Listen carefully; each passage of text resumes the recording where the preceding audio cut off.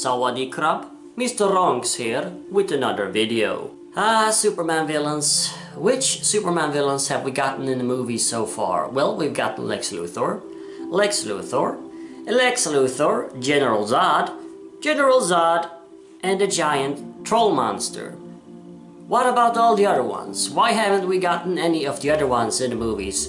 I have no idea. It's very strange that Superman has such a vast rogues gallery, yet they never use them in the movies. They just keep using the same ones. Very weird, and I don't like it. So in this video I'm gonna rank the top 5 Superman villains I wanna see used in the movies. Number 5 is Titano, the Super Ape. Yes, I know, really? You wanna see Titano, the Super Ape, in a live-action movie? Yes, I do. One of the problems with the Superman movies is that they're all kinda similar, and that is naturally because they keep using the same villains over and over. So obviously they're gonna be kinda similar. Now if we got Titano in a movie, well, that would certainly be something a whole lot different. I mean, can you just imagine a giant ape that shoots kryptonite from his eyes in a live-action Superman movie? That would be insane. I mean, just imagine the mad spectacle it would be. It would just be so far out there. It would be just such a weird thing to see in a Superman movie. And that's why I want to see it, just to get something different and something completely and utterly insane. Now obviously Titano wouldn't be the main villain.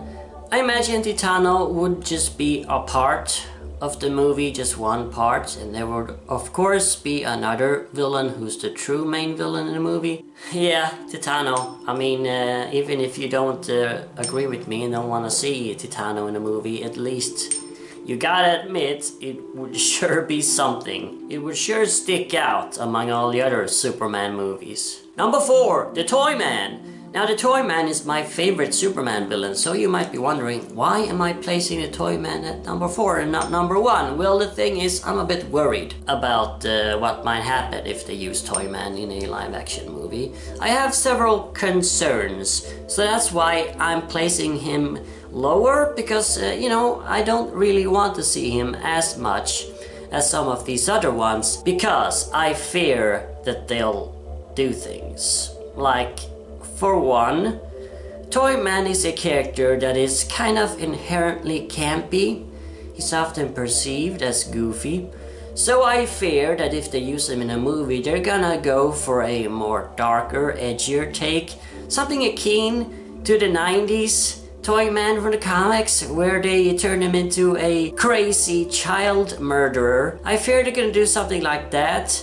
Just completely ruin the character and misunderstand him just because they don't want a too goofy villain in the movie, so they gotta make it edgy. And another thing I fear is that because Toyman is generally perceived to be a lesser threat to Superman, that they'll just make him a secondary small villain, maybe even a minor villain in the movie if he is used. Now personally, I would like to see a movie where Toyman is the main villain.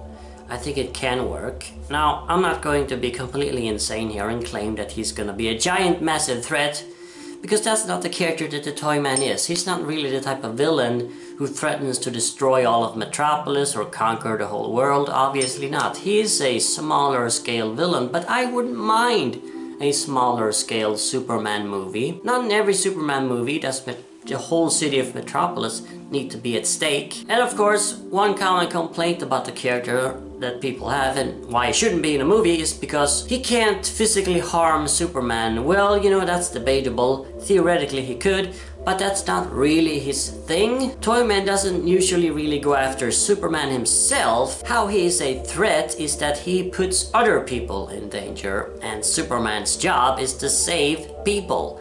So in that sense, he's dangerous. Maybe not that dangerous to Superman himself, but he can put a whole lot of other people, innocent people, in danger. Or, you know, your supporting characters like Lois Lane, Perry White, Jimmy Olsen, etc. Anyway, moving on from Toyman to number 3. And number 3 is Mr. Mxyzptlk, or however you pronounce his name. I can never figure it out. Now, he's quite another story from Toyman, as this guy is a massive threat. Arguably, the biggest threat in the entire Superman Rogues gallery, because this guy can literally do anything. So you can't come here with that kind of crap that, ooh, he's not big enough of a threat, he can't carry a movie on his own. Are you out of your mind? I mean, this guy is more dangerous than Darkseid. This guy could literally turn Superman into toothpaste. Now, just like Titano, this would obviously also make for a very different and unique movie experience. It would make for quite a surreal and bizarre Superman movie. And that would be a lot of fun to see, obviously. Not just the same thing over and over and over again. And of course, some people will argue that just like Toyman, Mixie is another villain that's too goofy, too campy, whatever. And he definitely can be, but however, when you really think about it, you can easily portray him in a frightening, scary way without changing the character especially much. Because what Mixie does is pretty scary. I mean, he can turn you into a doll or turn an entire city into cheese. I don't know. You know, he can literally do anything. And that's quite a frightening power. So while Mixie is just a prankster who wants to have fun, what he actually does is quite dangerous and scary. But either he himself doesn't realize that, or he just doesn't care. Anyway, number two. Number two is the Parasite. Now, the Parasite is my second favorite Superman villain, so he's fittingly at number two. Parasite is quite a no-brainer in my opinion.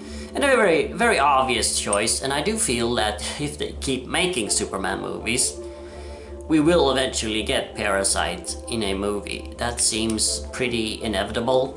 Parasite is a character that's very easy to adapt into a movie because there's nothing really goofy about him, and he obviously makes for a very cool and exciting action sequences.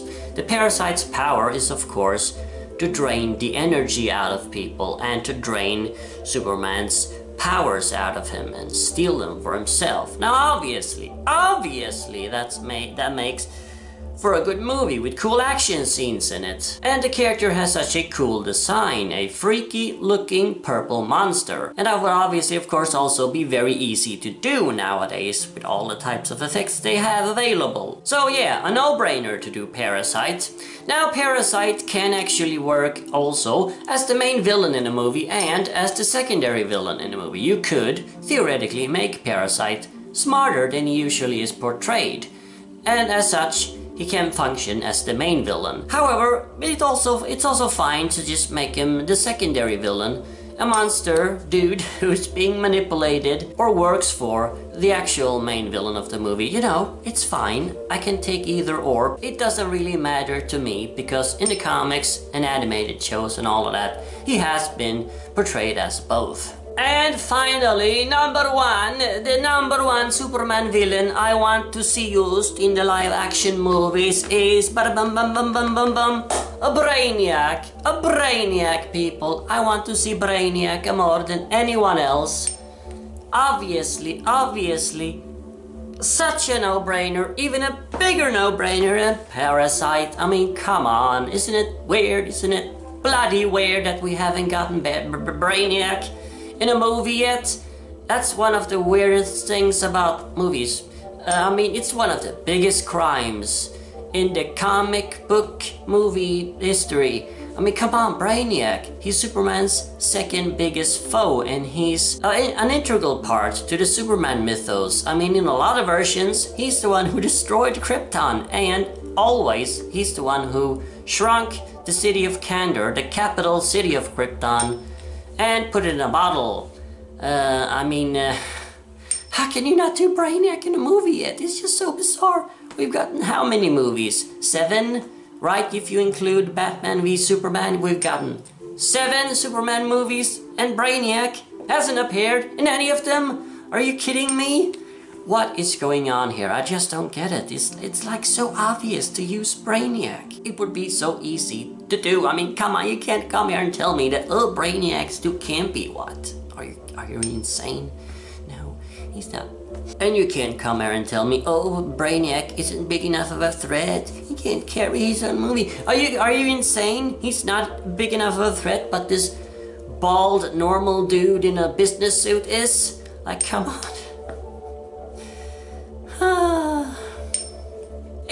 use Brainiac. So, I mean, come on, Warner Brothers, just put Brainiac in a freaking Superman movie. What are you waiting for? Now, how I would do Brainiac in a movie is that I would just go with the typical collector of worlds version of Brainiac. He's obsessed with collecting all these specimens and data throughout the universe because, you know, he's a machine and he's obsessed with numbers and facts and getting all of this. He's completely cold. He doesn't actually care about any of these living specimens. He just sees them as science subjects for him to study and such. And he finds out that there's a Kryptonian on the planet Earth, the last trace of Krypton, you know, besides Kandor, which he already would have in a movie. He discovers that there's another small piece of Krypton left, and he just has to have it, and he comes to Earth to get Superman. While he's here, he realizes, well, you know, maybe I can take something of Earth too. So he either steals an entire city or he kidnaps a bunch of people, I don't know. But I would do something like that he comes to Earth to collect Superman, and so that just brings on a whole lot of trouble. And there you have it, the top 5 Superman villains I want to see used in the movies. Let me know down in the comments which top 5 Superman villains you want to see in the movies. And as always, remember, Arkham Asylum awaits you in the next video.